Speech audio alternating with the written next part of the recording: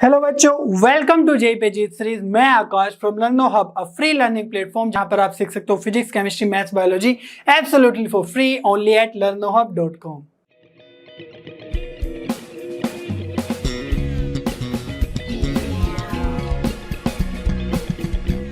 बच्चों, आज हम जे सीरीज में स्टार्ट करने वाले एक नया चैप्टर जो कि है वेक्टर्स। तो ये चैप्टर बहुत ज्यादा इंपॉर्टेंट है। जैसे हमने मैट्रिसेस और डिटर्मिनेंट्स के चैप्टर देखे थे, तो वैसे ही वेक्टर्स भी 3 डायमेंशनल ज्योमेट्री के साथ क्लब होके बहुत सारे क्वेश्चंस पूछे जाते हैं इन दोनों चैप्टर से।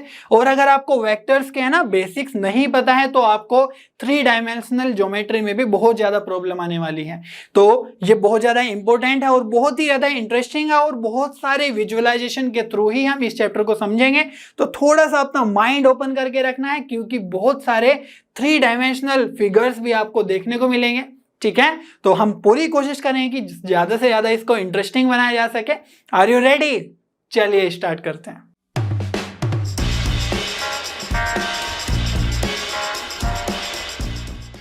बच्चों, अगर हम वेक्टर्स की बात करें तो ये तो आपके लिए बहुत ही ज्यादा फेमिलियर टर्म है। ये तो आप फिजिक्स में ऑलरेडी पढ़ चुके हो। ठीक है, फिजिक्स के स्टार्टिंग में ही हम वेक्टर्स के बारे में सीखते हैं, क्योंकि वहां पर फोर्स वाले चैप्टर में या मोशन वाले चैप्टर में भी हमें जरूरत पड़ती है इसकी। जैसे वेलोसिटी या एक्सेलरेशन वेक्टर क्वांटिटी है। बट थोड़ा सा देख लेते हैं। तो वेक्टर क्वांटिटी ऐसी क्वांटिटीज होती है जिसका मैग्नीट्यूड भी हो और डायरेक्शन भी हो उसी के साथ साथ। अगर डायरेक्शन नहीं है, सिर्फ मैग्नीट्यूड है, तो उसको हम बोलते हैं स्केलर क्वांटिटीज।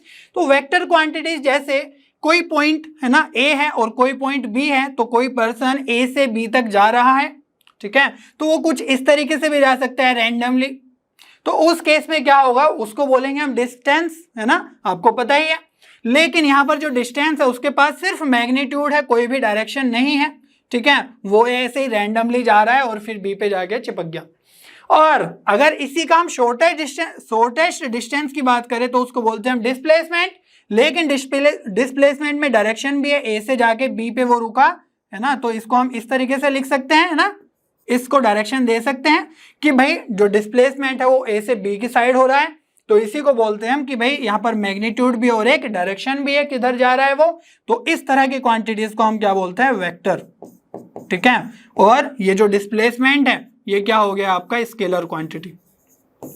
फिजिक्स में आई होप आप अच्छे से पढ़ ही चुके हो। और जो क्लास 12th के स्टूडेंट्स हैं उनको तो पता ही होगा कि भाई जो करंट होता है, सपोज इस वायर से 3 एम्पियर फ्लो कर रहा है और इस डायरेक्शन में है ना इस वायर से 4 एम्पियर फ्लो कर रहा है, और इस जंक्शन पे आके वो दोनों ऐड हो जाएंगे सिंपली। और इस डायरेक्शन में है ना इस वायर के थ्रू अब कितना फ्लो कर रहा होगा, 7 एम्पियर।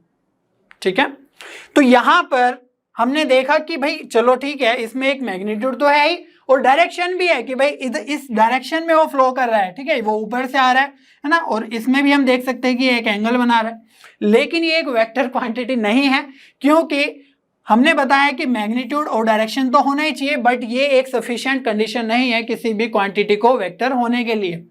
दूसरी कंडीशन क्या होती है कि उस क्वांटिटी को है ना हमेशा vector law of addition follow करते आना चाहिए, तभी हम उसको बोलेंगे कि भाई वो वेक्टर क्वांटिटी है। बट यहां पर जो हमने बताया कि 3 एम्पियर इधर से 4 एम्पियर इधर से, तो टोटल 7 एम्पियर यहां से पास होगा। ठीक है, ये हमें पता ही है, फिजिकल फिनोमिना है, हम चेक कर सकते हो, तो एक्सपेरिमेंट्स के थ्रू होता है।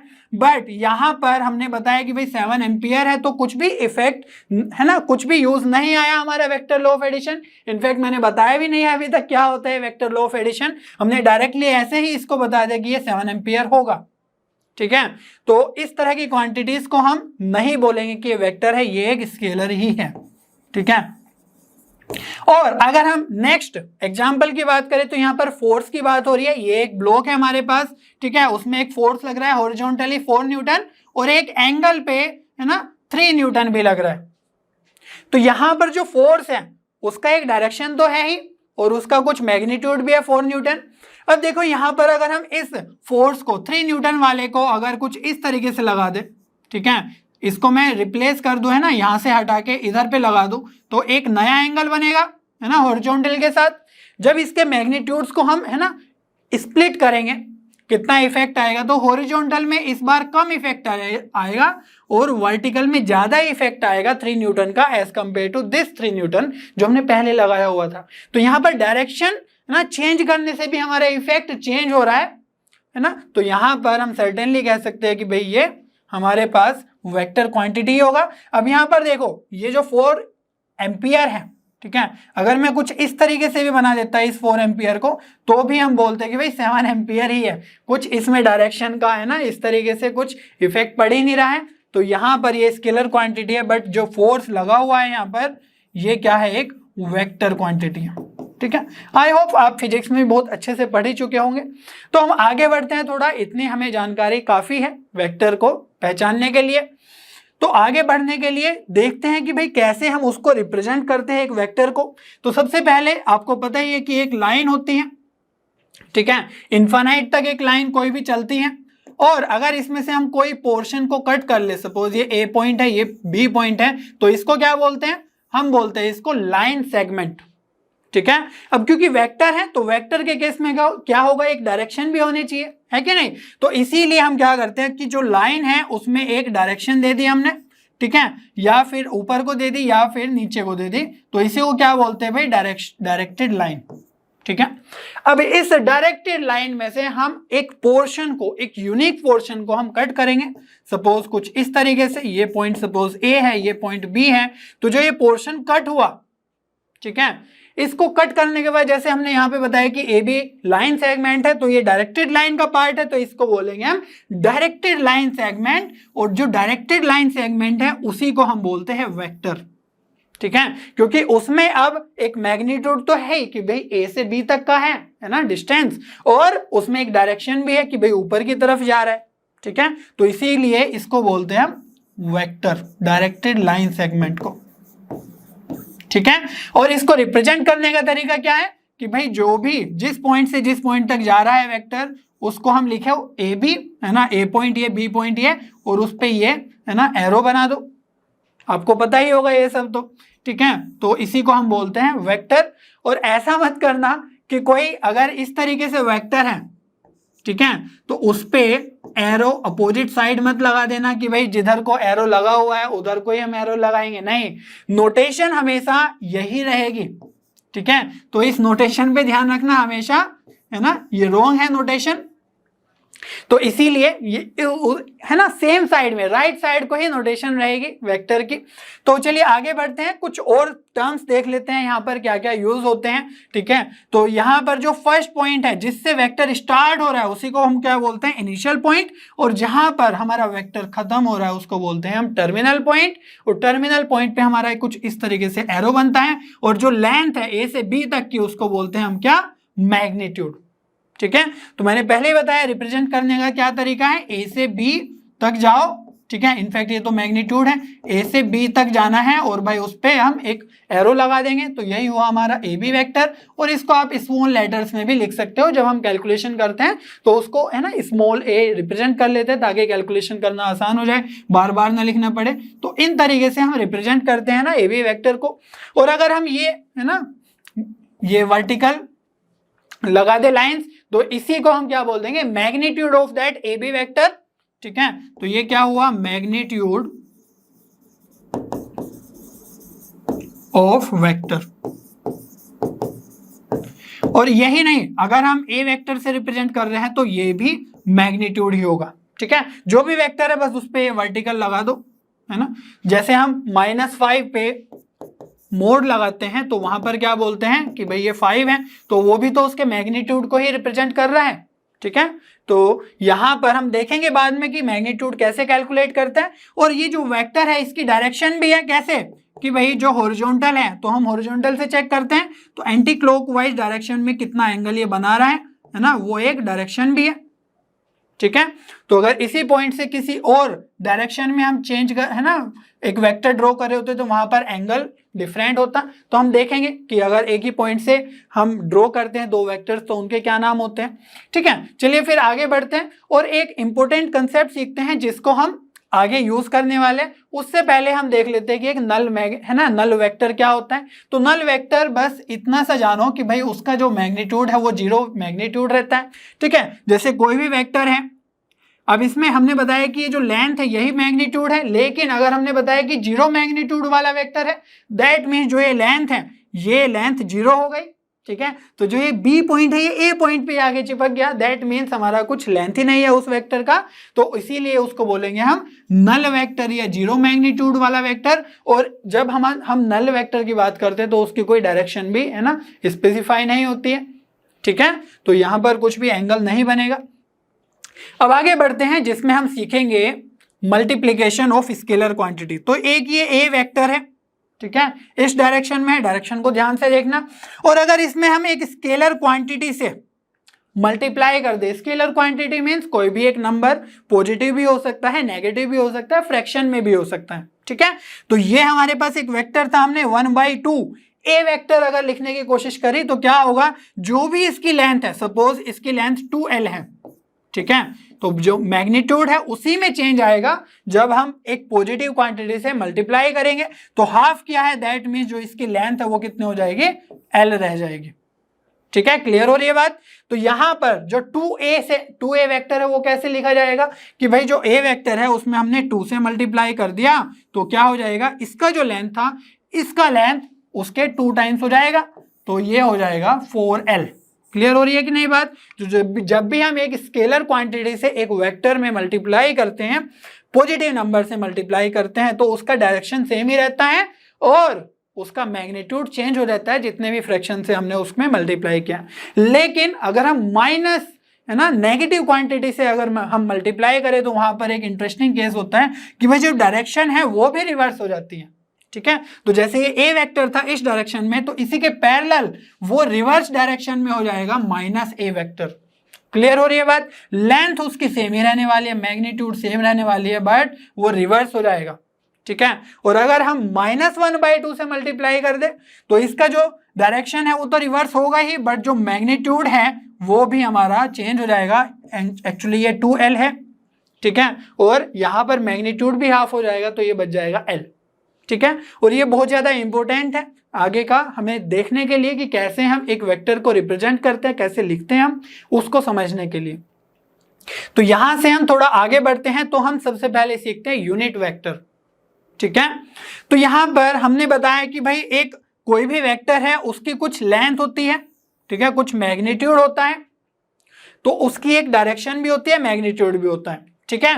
तो हम यूनिट वेक्टर में क्या कर रहे होते हैं कि कोई भी वेक्टर हो उसका अगर हमें यूनिट क्वांटिटी चाहिए और डायरेक्शन हम सेम ही रखें तो उसके लिए क्या कर सकते हैं कि भाई यूनिट वेक्टर के लिए हम उसके मैग्नीट्यूड से डिवाइड कर देंगे उसको, ठीक है। तो मान लो कुछ इस तरीके से कोई वेक्टर है, ठीक है, इसका कोई लेंथ है l, तो इसमें हमारी एक डायरेक्शन भी है ना ए वेक्टर में, तो अगर इसके लेंथ से ही हम इसको डिवाइड कर दें तो क्या बनेगा, एक यूनिट वेक्टर का है ना यूनिट लेंथ का एक वेक्टर बनेगा जिसको हम रिप्रेजेंट करते हैं ए कैप से।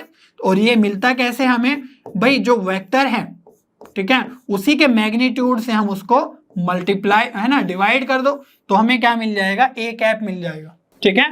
ये आपको दिख रहा होगा ये टोपी है, ठीक है, तो इसको हम ए कैप इस तरीके से पढ़ते हैं। मान लो बी के ऊपर लिखा हुआ है तो बी कैप, जेड के ऊपर लिखा हुआ है तो जेड कैप, ठीक है, जे के ऊपर लिखा हुआ है तो जे कैप, ठीक है। तो जो यूनिट वेक्टर है वो डायरेक्शन तो ए वेक्टर की ही है जिसमें हमने वो वेक्टर से यूनिट वेक्टर फाइंड आउट किया, डायरेक्शन तो इसकी भी वही रहेगी, बट इसका जो मैग्नीट्यूड है वो कितना हो जाएगा, 1 है ना, यूनिट वेक्टर बन जाएगा ये।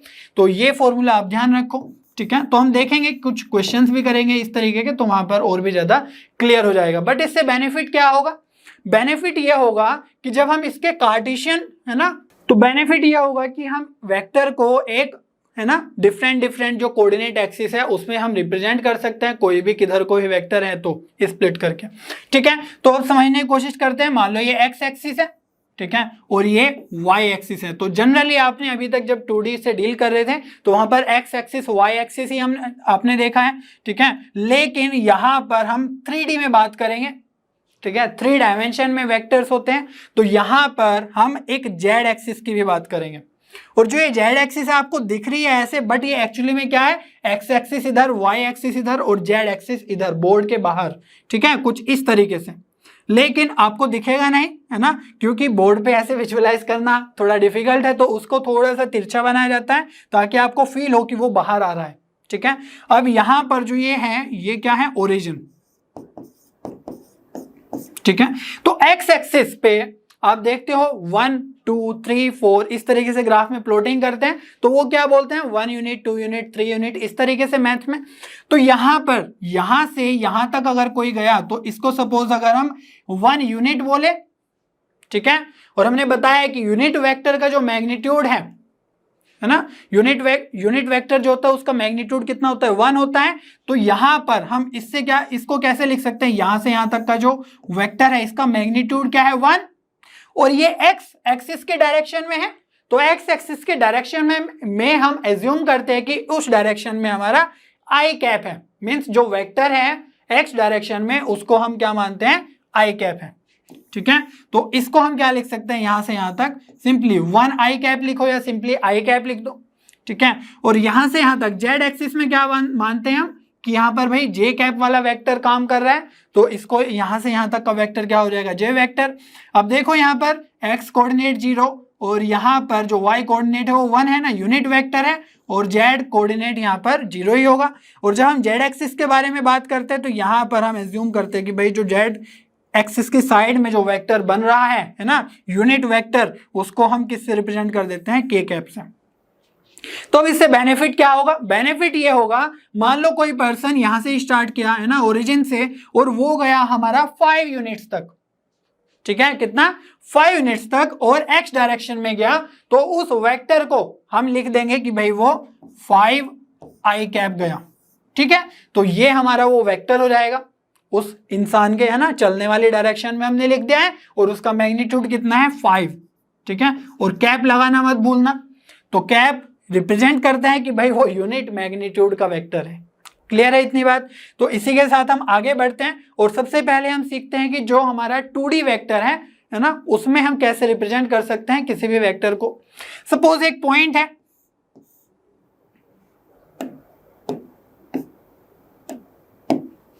तो ये पॉइंट क्या है x और y है इसके अंदर, ठीक है।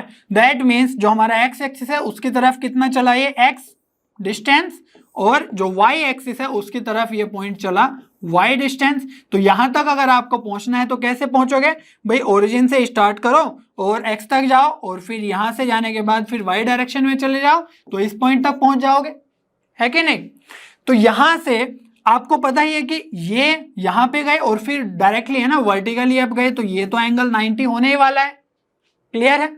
तो यहां पर हमने अभी देखा कि जब हम एक्स एक्सिस की तरफ जाते हैं तो वहां पर जो वेक्टर काम करता है ना यूनिट वेक्टर, वो क्या होता है आई कैप, और जब हम जे डायरेक्शन में जाते हैं तो उसको क्या लिखते हैं वाई कैप, ठीक है। तो अगर इसके पोजीशन वेक्टर की बात करें कि यार ये किस पोजीशन पे है, ठीक है, तो उसके लिए हम क्या करेंगे, इस पॉइंट को हम ओरिजिन से मिला देंगे कुछ इस तरीके से, ठीक है। तो जो ये O से P तक का ये जो एक वेक्टर बना, इसी को हम क्या बोलेंगे ओपी वेक्टर, और इसका पोजीशन वेक्टर कैसे लिखते हैं P का, वो लिखते हैं हम ओरिजिन के रेस्पेक्ट में, ठीक है। तो सिंपली आपको क्या करना है, ओरिजिन के रेस्पेक्ट में अगर कोई P कोऑर्डिनेट का वेक्टर लिखना है तो क्या करो सिंपली कि भाई जो x मैग्नीट्यूड है वो I डायरेक्शन में है, ठीक है, और जो y मैग्नीट्यूड है वो j डायरेक्शन में है, तो ये हमारा हो जाएगा position vector of P। Clear है इतनी बात। और अब हम बोल रहे हैं कि भाई O से P तक का वेक्टर है, तो इसको एक और तरीका बताया था लिखने का कि सिंपली OP लिख दो और उस पे ये डायरेक्शन लगा दो, ठीक है। तो ये क्या हो गया आपका OP वेक्टर, तो ये भी सेम ही वेक्टर है, या फिर ऐसे लिख दो कि position vector of point P या फिर OP वेक्टर, तो सेम ही बात है, ठीक है। अब आप ये भी बोल सकते हो कि सर यहां से यहां तक और फिर यहां से यहां तक जाना क्यों है, हम तो डायरेक्टली इस पे जा सकते हैं ना, O से P तक जा सकते हैं, है कि नहीं। तो जो O से P तक की लेंथ है उसी को क्या बोलते हैं, उस वेक्टर की मैग्नीट्यूड, ठीक है। सपोज ये जो OP है ना, उसके मैग्नीट्यूड को हम ऐसे ही रिप्रेजेंट करते हैं, तो इसकी लेंथ क्या होगी, इसकी लेंथ हो जाएगी देखो OP मैग्नीट्यूड, है ना, OP के मैग्नीट्यूड की लेंथ कितनी होगी, मीन्स मैग्नीट्यूड कितना होगा, ये हो जाएगा पाइथागोरस थ्योरम से आप इजीली लगा लो। तो यहां पर क्या करना है, रूट के अंदर देखो ये हमारा बेस हो गया, ये हाइपोटेनस हो गया, सॉरी परपेंडिकुलर हो गया, और वो हाइपोटेनस कैलकुलेट करना है, तो ये आ जाएगा X square plus Y square, ठीक है। तो ये हमने मैग्नीट्यूड भी निकाल लिया, और कुछ एंगल भी होगा, एंगल की अभी ज्यादा बात नहीं करेंगे, वो बाद में देखेंगे, बट एक एंगल भी होगा एक्स एक्सिस के साथ, ठीक है। तो यहां पर आपने देखा कि मैग्नीट्यूड सिंपली ये आ गया, हमने डायग्राम के थ्रू देखा x और y। तो यहां पर क्या हम इस वेक्टर से ही डायरेक्टली हम मैग्नीट्यूड निकाल सकते थे क्या? अगर हाँ, तो उस केस में हम इस फिगर को, है ना, डायग्राम को बार बार, है ना, ड्रॉ नहीं करेंगे, हम डायरेक्टली उस वेक्टर से हम डायरेक्टली मैग्नीट्यूड निकाल लेंगे। कैसे? अब देखो, जो आई कैप के साथ कोफिशिएंट है ना, जितना वो एक्स एक्सिस में चला उसी का स्क्वायर है, प्लस जो y है ना जे कैप के साथ जो कोफिशिएंट है y उसका भी स्क्वायर, सम करके रूट लगा दिया, वही हो गया हमारा मैग्नीट्यूड। क्लियर है इतनी बात? तो सिंपली आपको इतना ही करना है कि पोजीशन वेक्टर लिख देते हैं और फिर बाद में उसका मैग्नीट्यूड भी निकालना आ गया है, ठीक है, पाइथागोरस थ्योरम से।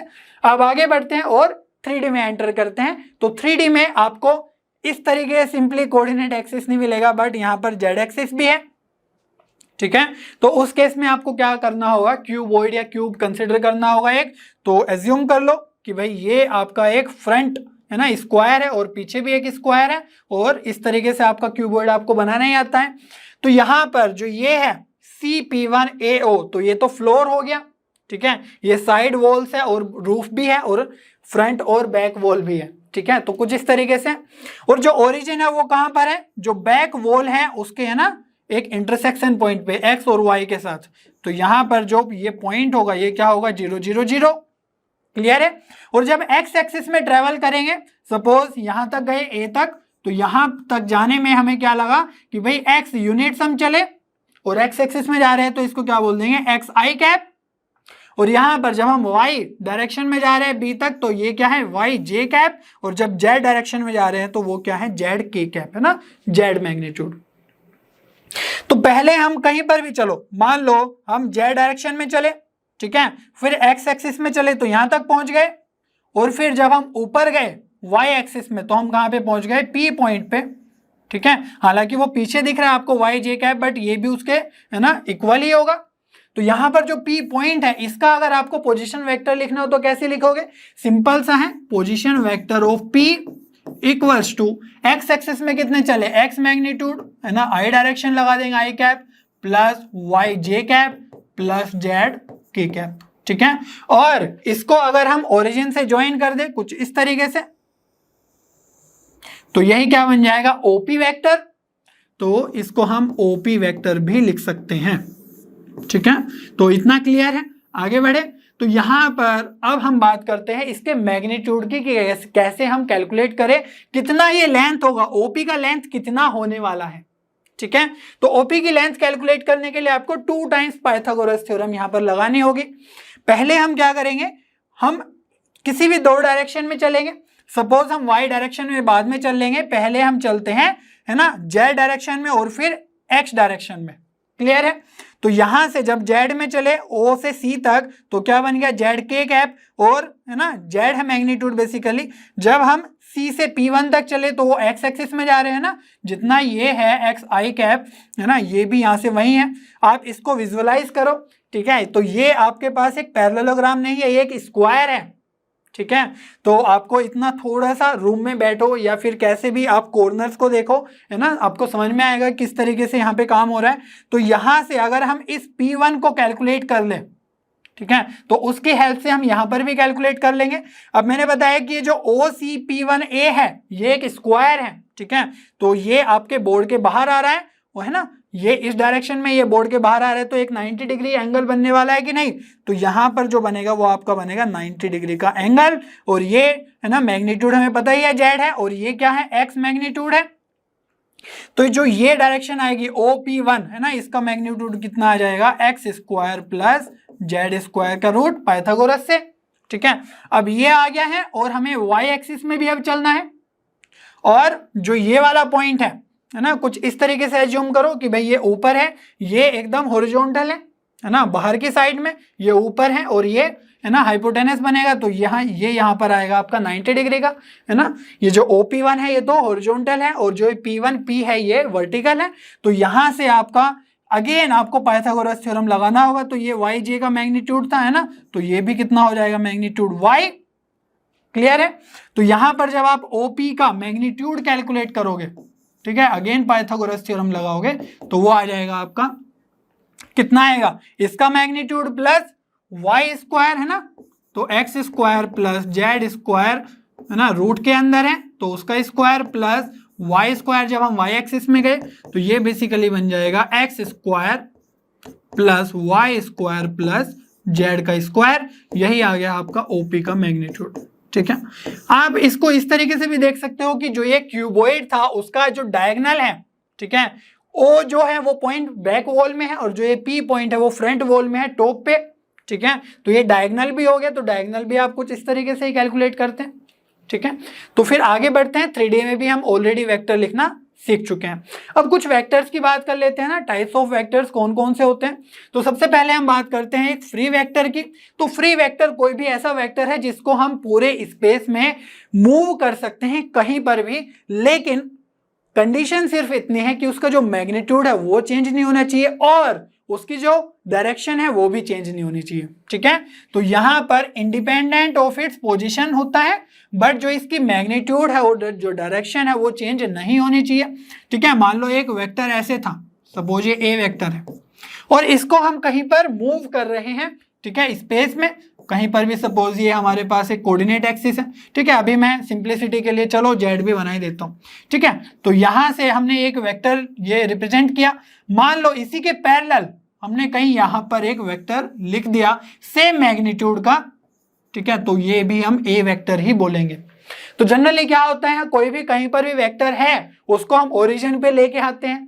ठीक है, फिर वहां से हम उसके मैग्नीट्यूड की बात करते हैं। मान लो यहां पर ये था, इसको हम इसी के पैरेलल लेके आ गए और कुछ इस तरीके से ड्रॉ कर दिया ए वेक्टर। ठीक है, तो यहां पर अब ये क्या बन जाएगा, एक पोजीशन वेक्टर बन जाएगा। ठीक है, तो हम इस तरीके से कहीं पर भी फ्रीली मूव कर सकते हैं। मैथमेटिक्स में हम हमेशा फ्री वेक्टर को ही डिस्कस करने वाले हैं। ठीक है, लेकिन हम अगर लोकलाइज्ड वेक्टर की बात करें जो हम फिजिक्स में ज्यादातर देखते हैं, तो वही सेम एग्जांपल। अब सोचो कि भाई जो यहां पर वेक्टर लगा हुआ है ना, ये फोर्स लगा हुआ है 3 न्यूटन का इस पॉइंट पे। ठीक है, अगर हमने यही फोर्स कुछ इस पॉइंट पे लगा दिया, हमने डायरेक्शन भी चेंज नहीं करी और मैग्नीट्यूड भी चेंज नहीं करा, कुछ इस तरीके से हमने लगा दिया सपोज। ठीक है, तो इसका जो इफेक्ट है वो डिफरेंट होगा। डिफरेंट क्यों होगा, पहले तो हम इस फोर्स है ना, इस पॉइंट पे फोर्स लगा रहे थे हॉरिजॉन्टली और वर्टिकली भी कुछ इसका कंपोनेंट आएगा, बट अब जो कंपोनेंट्स होंगे वो यहां पर होगा और यहां पर होगा। तो वर्टिकल कंपोनेंट तो अफेक्ट नहीं करेगा, बट जो हॉरिजॉन्टल है ना कंपोनेंट है वो कुछ नीचे लग रहा था पहले और अब लग रहा है इस पॉइंट पे। ठीक है, तो यहां पर अब टोपल करने की इसकी प्रोबेबिलिटी ज्यादा हो जाएगी, है ना, थोड़ा कम है ना, सेम फोर्स पे वो अब ज्यादा टोपल करने की कैपेसिटी हो जाएगी उसकी। तो हम यहां पर क्या डिस्कस करते हैं, जब भी लोकलाइज्ड वेक्टर की बात करते हैं कि वो एक पॉइंट पे ही लग रहा है अगर, तो उसको हम बोलते हैं है ना लोकलाइज्ड वेक्टर, और एक स्पेसिफाइड पॉइंट इन स्पेस पे ही वो काम करते हैं। ठीक है, उसको हम मूव नहीं कर सकते। तो हम बेसिकली क्या यूज करने वाले हैं, मोस्टली फ्री वेक्टर। ठीक है, आगे बढ़े तो अब हम डिस्कस करते हैं कुछ दो और टर्म की, को इनिशियल वेक्टर्स और को टर्मिनस वेक्टर्स। तो को इनिशियल वेक्टर्स बहुत ही आसान है समझना। इनिशियल क्या बताया था, इनिशियल पॉइंट वो पॉइंट जहां से वेक्टर स्टार्ट होता है, और को का मीन्स सेम, दैट मीन्स यहां पर हम कोई भी दो वेक्टर्स अगर लिखते हैं, ठीक है, और वो सेम पॉइंट से पास कर रहे हैं तो उसको क्या बोलेंगे हम, को इनिशियल वेक्टर्स। ठीक है, मान लो ये वेक्टर है ए और ये वेक्टर है बी। ठीक है, और को टर्मिनस वेक्टर्स की अगर हम बात करें तो इसका मीनिंग है कि कहीं से भी वो वेक्टर स्टार्ट हो रहा है बट एक ही पॉइंट पर वो जाकर मिल रहे हैं, तो उसको क्या बोलते हैं हम, को टर्मिनस वेक्टर। सपोज ये वेक्टर है ए और ये वेक्टर है बी। ठीक है, तो जब हम सीखते हैं है ना लॉ ऑफ एडिशन के बारे में, जब हम सीखते हैं और कहीं अलग अलग वे वेक्टर्स है ना बिखरे पड़े हैं, तो हम क्या करते हैं, उनको एक ही पॉइंट से स्टार्ट करते हैं और उसके बाद उसमें एंगल देखने की कोशिश करते हैं। तो हम उसको मोस्टली है ना को इनिशियल वेक्टर्स बनाते हैं, उसके बाद उस पर डिस्कशन करते हैं। ठीक है, बस इतनी ही टर्मिनोलॉजी है, आपको इतना सा ध्यान रखना है। अब आगे बात करते हैं हम इक्वल वेक्टर्स की। तो इक्वल वेक्टर्स के लिए दो ही कंडीशन है। पहली कंडीशन तो यह है कि उसका मैग्नीट्यूड सेम होना चाहिए, है ना, उन दोनों वेक्टर्स का, और उन दोनों वेक्टर्स की डायरेक्शन भी सेम होनी चाहिए। ठीक है, तो सेम मैग्नीट्यूड और सेम डायरेक्शन अगर हो तो हम उनको इक्वल वेक्टर्स बोलेंगे। ठीक है। मान लो ये है एक वेक्टर और हमने कोई भी कहीं पर भी वेक्टर एक ड्रॉ कर दिया कुछ इस तरीके से, ठीक है, सेम मैग्नीट्यूड के साथ और सेम डायरेक्शन में, तो इनको हम इक्वल वेक्टर्स बोलेंगे। और आप ये भी बोल सकते हो कि पैरेलल वेक्टर्स है, ठीक है। अब जैसे यहां पर हम बात कर रहे थे इसकी लोकलाइज्ड वेक्टर की, तो उस केस में जो हमारे इक्वल वेक्टर्स है, ठीक है, वो हमारा एक ही पॉइंट से जाना चाहिए। अब क्योंकि यहां पर पॉइंट की भी बात हो जाती है, ठीक है, तो यहां पर हम फ्री वेक्टर्स की तरीके से कॉन्सेप्ट नहीं लगा सकते कि भाई कहीं पर भी उसको मूव कर दो, ठीक है। चलिए आगे बढ़ते हैं बच्चों, हम बात कर लेते हैं कोलिनियर और पैरेलल वेक्टर्स की। तो कोलिनियर और पैरेलल वेक्टर्स दोनों सेम ही वेक्टर्स होते हैं, बस वो सेम या पैरेलल डायरेक्टेड लाइन से हो, ठीक है। जैसे हमने अभी देखा कि जो डायरेक्टेड लाइन है ना, उसी में से अगर हम कोई लाइन सेगमेंट कट कर दे, ठीक है, तो उसी को हम क्या बोलते हैं, एक वेक्टर बोलते हैं। और सपोज ये पैरेलल दो डायरेक्टेड लाइंस थी और इनमें से अगर हमने कट कर दिया लाइन सेगमेंट, मान लो ये ए है, ये बी है, ये सी है, ये डी है ना, इन दोनों वेक्टर्स को अगर हम देखें तो वो पैरेलल ही है, ठीक है, तो उन्हीं को हम बोलेंगे पैरेलल वेक्टर्स। और जरूरी नहीं है कि अलग अलग है ना डायरेक्टेड लाइन से ही हो सकता है कि सेम डायरेक्टेड लाइन से ही हमने दो वेक्टर्स है ना कट कर लिए हो। सपोज एक वेक्टर यहाँ पर है और एक वेक्टर कुछ यहाँ पर है, ठीक है, मान लो ये ए पॉइंट है, ये बी पॉइंट है, ये सी है और ये डी है। तो जो ए बी वेक्टर है और जो सी डी वेक्टर है, इसको हम बोल सकते हैं कि सेम ही डायरेक्टेड लाइन पे है, ठीक है। जैसे हम बोलते थे कि भाई कोई भी है ना एक लाइन है, तो उस पे अगर हम कोई भी 3 पॉइंट्स कंसीडर करें तो उनको क्या बोलते हैं, कोलिनियर पॉइंट्स। क्लियर है? तो इस केस में हम क्या बोल सकते हैं कि ये भाई सेम ही डायरेक्टेड लाइन पे है, तो इनको कोलिनियर वेक्टर्स तो बोल ही सकते हैं। बट इंपॉर्टेंट बात यहां पर यह है समझने की, मैथ्स के अंदर हमारे जो वेक्टर्स है वो फ्रीली मूव करते हैं स्पेस में। अभी हमने देखा बस उसकी जो डायरेक्शन है और मैग्नीट्यूड है वो चेंज नहीं होना चाहिए। मान लो हमने इस वेक्टर को कुछ यहां पर है ना मूव कर दिया, तो हमने ना तो इसकी डायरेक्शन चेंज करी है और ना ही इसका मैग्नीट्यूड चेंज करा है, ठीक है। सपोज यहां तक है ये, तो ये इसको भी हम बोलेंगे क्या, ए और B vector, A B vector. लेकिन यहां पर अब पहले तो ये कोलिनियर वेक्टर्स थे है ना, सेम डायरेक्टेड लाइन से, बट यहां पर अब क्या बन गए, पैरेलल वेक्टर है कि नहीं, पैरेलल है एक दूसरे के। तो हम ये ध्यान रखेंगे हमेशा कि जब भी हम कोलिनियर वेक्टर्स की बात कर रहे हैं या फिर पैरेलल वेक्टर्स की बात कर रहे हैं, तो उस केस में दोनों सेम ही बात है, ठीक है। पैरेलल हो या कोलिनियर हो, तो हम क्या करेंगे कि भाई सेम डायरेक्शन है, सेम मैग्नीट्यूड है, बस इतनी कंडीशन को देखना है, ठीक है। अब आगे हम बात करते हैं कोप्लेनर वेक्टर्स की। तो जो भी वेक्टर्स है ना सेम प्लेन में हो, उनको हम क्या बोलते हैं, कोप्लेनर वेक्टर्स। तो जैसे ये एक बोर्ड एक प्लेन है, ठीक है, तो इसके अंदर मैं अगर बहुत सारे वेक्टर्स इस तरीके से कुछ ड्रॉ कर दूं, तो मैं बोल सकता हूं ना कि भाई ये सेम ही प्लेन में है ना, बोर्ड के प्लेन में ही है ये, ठीक है। और यहां पर एक बात और है ध्यान देने वाली कि जैसे अगर हम है ना कोलिनियर पॉइंट्स की बात करते हैं, मान लो कोई भी 2 पॉइंट्स है, ठीक है, तो इनसे पास होने वाली एक लाइन तो हमेशा ड्रॉ हो सकती है कि नहीं। तो ये 2 पॉइंट्स थे हमारे पास, एक लाइन हम ड्रॉ कर सकते हैं हमेशा। तो जब भी हम कोलिनियरिटी ऑफ पॉइंट्स की बात करते हैं, वहां पर 2 से ज्यादा पॉइंट्स होने चाहिए, ठीक है। अदरवाइज जब भी 2 पॉइंट्स लेंगे तो वहां से तो लाइन पास कर ही जाएगी, कोई भी यूनिक लाइन, ठीक है। मान लो कोई 2 पॉइंट्स है ना, 3 पॉइंट्स ऐसे हैं, तो यहां पर आप अगर ध्यान से देखो तो ये लाइन तो हमारी ड्रॉ हो जाएगी मान लो इससे, लेकिन जो 3rd पॉइंट है वो तो पास नहीं कर रहा है, तो हम बोलेंगे कि जो ये 3 पॉइंट्स हैं ये कोलिनियर नहीं है, ठीक है। अब जो इन 2 पॉइंट्स को ले तो वहां से दूसरी लाइन पास करेगी, ठीक है, उस केस में हमारा ये वाला पॉइंट छूट जाएगा, दैट मीन्स 3 पॉइंट्स कोलिनियर नहीं है। सिमिलरली जब हम कोप्लेनर वेक्टर्स की बात करते हैं, तो वहां पर हम बात करते हैं 2 से ज्यादा वेक्टर्स के कोप्लेन में आने की, है ना, सेम प्लेन में आने की। क्योंकि अगर कोई भी 2 वेक्टर्स आप ले लो, एक ये वेक्टर ले लिया, ठीक है, इस प्लेन में, और मान लो एक वेक्टर थोड़ा बाहर ले लिया, ठीक है, तो वहां से हम एक प्लेन ड्रॉ कर ही सकते हैं हमेशा से, ठीक है। मान लो ये हमारा जैसे हमारे पास एक ये था ना क्यूबॉइड, तो जो ये हमारे पास है ना फ्लोर है नीचे वाला OAP1C, तो यहां पर हम बहुत सारे वेक्टर्स इस फ्लोर के अंदर कुछ इस तरीके से और कुछ इस तरीके से ड्रॉ कर सकते हैं, ठीक है।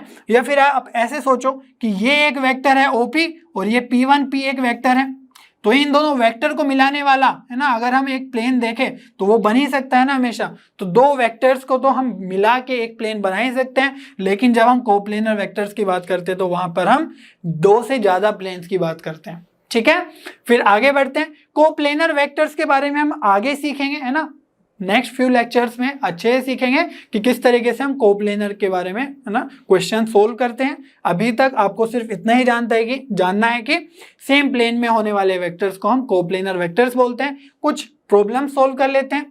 तो यहाँ पर हमारे पास कि एक वेक्टर को फाइंड आउट करना है of magnitude 5 parallel to A vector, और ए वेक्टर क्या है, ये वाला वेक्टर है। ठीक है, तो यहां पर कंपोनेंट फॉर्म में लिखा हुआ है आई कैप, जे कैप, के कैप में, और माइनस प्लस, है ना, इस तरीके से उनके मैग्नीट्यूड्स हैं। तो यहां पर देखो हमें बात करनी है 5 मैग्नीट्यूड की। ठीक है, लेकिन डायरेक्शन क्या होनी चाहिए, या पैरेलल किसके होना चाहिए, इसके पैरेलल। मान लो हमने ए वेक्टर को ही ड्रॉ किया कुछ इस तरीके से। ठीक है, ये ए वेक्टर है और इसका कुछ मैग्नीट्यूड भी होगा। ठीक है, तो जो भी इसका मैग्नीट्यूड होगा हमें इसी की डायरेक्शन में, है ना, इसी के पैरेलल 5 मैग्नीट्यूड वाला वेक्टर ड्रॉ करना है। दैट मीन्स मान लो इसका कुछ मैग्नीट्यूड होगा, मान लो 10 होगा। ठीक है, तो उसका जो हाफ है, हाफ मैग्नीट्यूड वाला वेक्टर ड्रॉ करना होगा और इसके पैरेलल ड्रॉ करना होगा। ठीक है, और मैंने बताया कि जब भी हमारे पास दो पैरेलल वेक्टर्स हो तो उसको हम कोलिनियर वेक्टर्स भी बोल सकते हैं। दैट मीन्स जो इसकी डायरेक्शन है वही इसकी डायरेक्शन होगी। तो डायरेक्शन हम कैसे चेक करते हैं, यूनिट वेक्टर वाले, है ना, मैग्नीट्यूड वाले, है ना, यूनिट वेक्टर जो होता था, तो उसको हम कैलकुलेट करेंगे ए कैप को। तो इस ए वेक्टर से हम ए कैप कैलकुलेट कर सकते हैं, है कि नहीं। कैसे करते हैं कि भाई जो भी वेक्टर है उसके मैग्नीट्यूड से उसको डिवाइड कर दो, वही हमारा ए कैप आ जाएगा। तो जो ये ए कैप आया वो डायरेक्शन किसकी हो गई, इस वेक्टर की और इस वेक्टर की। वो सिर्फ डायरेक्शन को बता रहा है ना, यूनिट मैग्नीट्यूड है, कोई बात नहीं। तो यहां पर जो डायरेक्शन मिली हमें वो किसकी मिली, ए कैप की।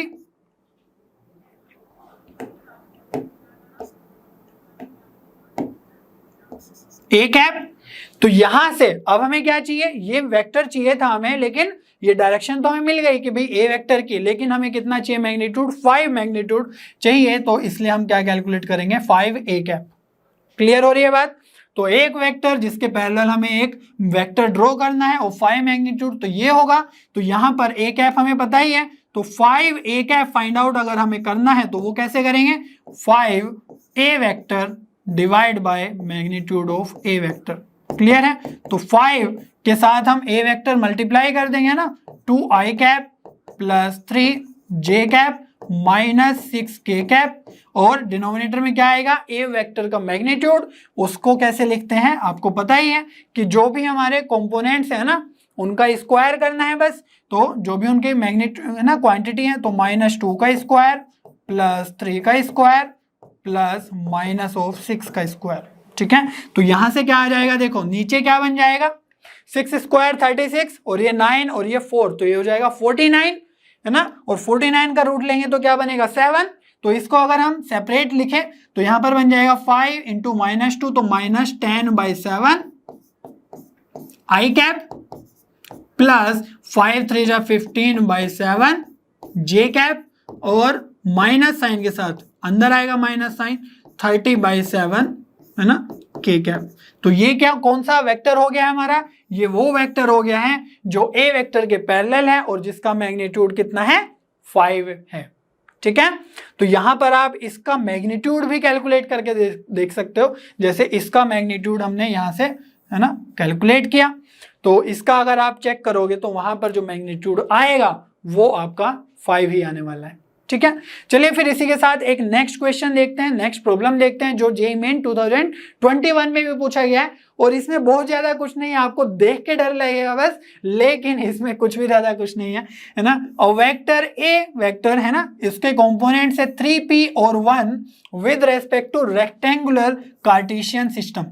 ठीक है, दिस सिस्टम इज रोटेटेड, तो सिस्टम को ही हमने रोटेट कर दिया, है ना, through a certain angle about the origin in the counterclockwise sense if with respect to new system a vector has components p plus 1 and root z then a value of p is।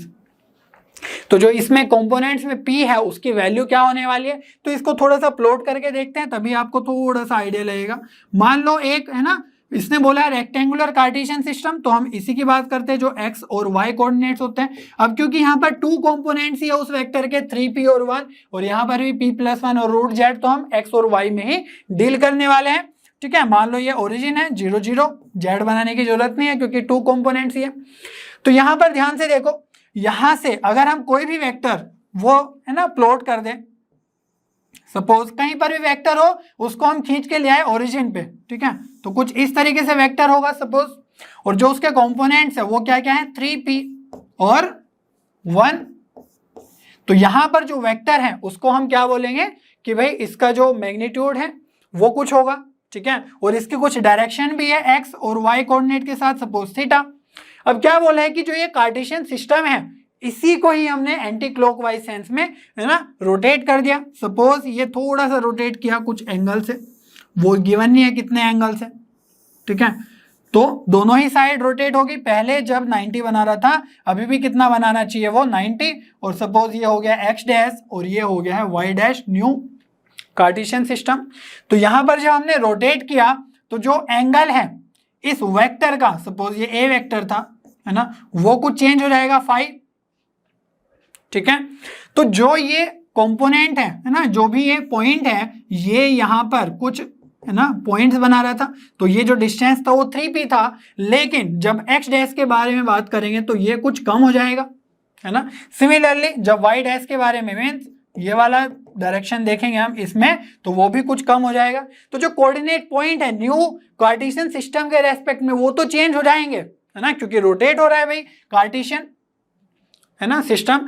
तो हम इस तरीके से भी देख सकते हैं कि ये अगर एंटी क्लॉकवाइज रोटेट हो रहा है तो हम ये भी बोल सकते हैं कि जो पॉइंट है वो भी थोड़ा अंदर जा रहा है, ठीक है। पहले आप अगर एक्स एक्सिस से देखो तो पहले एक्स एक्सिस से जो वेक्टर था वो कुछ इतना था, है ना, मान लो पहले थीटा था, अभी क्या बन गया है, जो नया एक्स एक्सिस बना है उससे अब जो एंगल है वो थोड़ा कम हो गया है, अब बन गया है फाई, लेकिन एंगल ही तो चेंज हुआ है, मैग्नीट्यूड तो चेंज नहीं हुआ। बस इतना ही यहां पर हम बताने की कोशिश कर रहे थे। तो वेक्टर की खास बात क्या है, उसका मैग्नीट्यूड और उसकी डायरेक्शन। तो डायरेक्शन भले ही चेंज हो रही है बट मैग्नीट्यूड चेंज नहीं हो रहा है, तो उस केस में हम क्या करेंगे, उन दो वेक्टर्स का मैग्नीट्यूड है ना इक्वेट कर देंगे।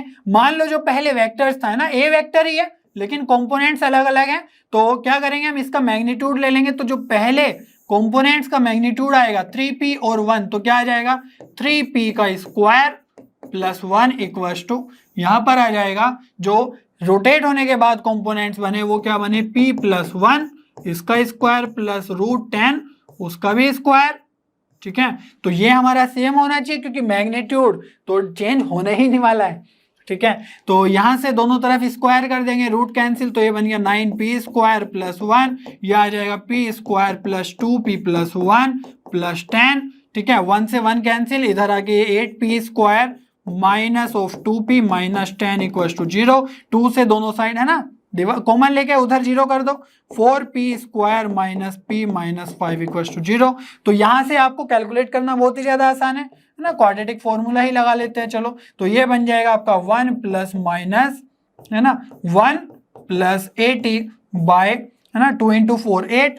तो जो p का वैल्यू है वो क्या क्या आ जाएगा, देखो 1 प्लस माइनस ये कितना 81, तो 9 बच जाएगा, 1 प्लस 9 कितना 10, तो एक तो पॉइंट है ना वैल्यू आ जाएगा 10 बाई 8 एक्चुअली, और दूसरे किसके साथ आएगा माइनस साइन के साथ, तो 1 माइनस 9 मीन्स माइनस 8 बाई 8, ठीक है। तो यहां से जो p के वैल्यूज आ रहे हैं वो क्या क्या आ रहे हैं 5/4 और -1, ठीक है। सिर्फ मैग्नीट्यूड ही आपको इक्वेट करना है और ज्यादा कुछ करना नहीं है, ठीक है। वो वैसे ही उन्होंने कंफ्यूज करने के लिए कि क्लॉकवाइज एंटी क्लॉकवाइज में वो है ना चेंज हो रहा है, तो यहां से 5/4 और -1 और बोला गया है अ वैल्यू ऑफ, है ना, तो वैल्यू ज्यादा भी हो सकती है बट कोई भी एक वैल्यू को इसमें बता दो। तो यहाँ पर 5/4, अब क्या होता है एग्जाम में कि वहां पर है ना रश रहता है बहुत ज्यादा, हमने देखा अच्छा 5/4 टिक लगा दिया, ठीक है, या यहाँ पर कुछ कैलकुलेशन मिस्टेक हो गई लिख दिया -5/4, तो आपका ऑप्शन रॉन्ग हो जाएगा, ठीक है। तो इसलिए ध्यान से, एक ये तो हमारा आ ही नहीं रहा है ऑप्शन में, अगर होता तो हम लगा देते, मोर देन 1 होता और दोनों ऑप्शन होते तो हम दोनों के दोनों उसमें आंसर कर देते, बट यहाँ पर -5/4 है, ये 5/4 है, तो यहाँ पर हम सिर्फ -1 ही लगाएंगे, ठीक है। तो डी पार्ट हमारा करेक्ट हो जाएगा। ओके चलिए बच्चों नेक्स्ट प्रॉब्लम देख लेते हैं, और ये भी हमारे पास जे 2021 में पूछा जा चुका है। Let a vector alpha I plus beta J be obtained by rotating the vector √3i plus j by an angle of 45 degree about the origin in counterclockwise direction in the first quadrant. Then the area of the triangle having vertices alpha beta 0, beta and 0, 0 is equal to। तो यहाँ पर जो हमारा rotate करने के बाद इस vector को जो नया वेक्टर बना है ना, उसमें अल्फा और बीटा है, तो उन्हीं कोऑर्डिनेट्स के साथ हमारे पास जो एरिया है ना ट्रायंगल बनेगा, उसी का एरिया हमें फाइंड आउट करना है, ठीक है। तो चलिए हम देखते हैं कि कौन सा वेक्टर है ये वाला। तो ध्यान से देखो, अगर तो √3i + j, तो ये किसका वेक्टर हो सकता है। यहां पर अगर हम x और y कोऑर्डिनेट एक्सिस प्लॉट कर दे, ठीक है, तो इस वेक्टर को हम कहीं पर भी बना सकते हैं, लेकिन हम कोशिश करेंगे कि वो ओरिजिन के थ्रू पास कर दे, है ना, ओरिजिन से बना दे, तो हम एक पोजीशन वेक्टर बना पाएंगे, है ना, ये वाला प्लॉट कर पाएंगे आराम से। तो देखो इसका जो x कंपोनेंट है वो क्या है, √3, तो √3 यहाँ पर आ गया सपोज, है ना, √3, 0, और जो y कंपोनेंट है वो कितना है, 0, 1 होगा, ठीक है, मीन्स 1। तो यहाँ पर जो पॉइंट होगा P, ठीक है, तो ये हो जाएगा √3, 1। इसी का जो पोजीशन वेक्टर ये लिखा हुआ है जिसको हमें रोटेट करना है। इतनी बात क्लियर हुई। तो यहां से हम एक, है ना, वेक्टर ड्रॉ कर देते हैं। ऑल राइट, तो हमारे पास ओपी वेक्टर आ चुका है, और यहां पर इसको रोटेट करना है कितना, एंटी क्लॉकवाइज या काउंटर क्लॉकवाइज डायरेक्शन में बाय 45 डिग्री। अब ये ऑलरेडी कितना एंगल है ये भी तो हमें पता होना चाहिए, तो ये देख लेते हैं, ठीक है। ये एंगल अगर आपको फाइंड आउट करना है तो सिंपल ट्रिग्नोमेट्री लगाओ। यहां से ये जो हाइट है ये कितना है, 1, और जो ये है ना हॉरिजॉन्टल लेंथ है ये कितना है, √3, तो tan थीटा कितना हो जाएगा, 1/√3, तो थीटा कितना आ जाएगा यहाँ पर 30 डिग्री, ठीक है। तो ये तो अभी तक आपको आ ही गया होगा अच्छे से। अब 45 डिग्री काउंटर क्लॉकवाइज डायरेक्शन में रोटेट करना है, दैट मीन्स हम कुछ यहां पर इसको बनाएंगे, लेकिन ध्यान ये रखना है कि इसका जो मैग्नीट्यूड है वो चेंज नहीं होगा, ठीक है, सिर्फ इसका डायरेक्शन चेंज होगा, क्योंकि सेम वेक्टर को ही हम रोटेट कर रहे हैं। मान लो कि यहां पर हमारा वेक्टर आ जाता है ये, ठीक है, और इसका नेम दे देते हैं हम P', क्योंकि इसका जो कोऑर्डिनेट्स है वो चेंज हो गया है, लेकिन हमें पता है कि वो कितना बन गया, alpha I plus beta J vector बन गया है, तो इसके जो कोऑर्डिनेट्स क्या होंगे, अल्फा, बीटा होंगे। क्लियर है इतनी बात। तो यहां पर जो OP' वेक्टर बना, पोजीशन वेक्टर बना, है ना, इसका जो मैग्नीट्यूड है वो सेम होगा ओपी वेक्टर के मैग्नीट्यूड के, है कि नहीं, क्योंकि हमने सिर्फ रोटेट किया उसको।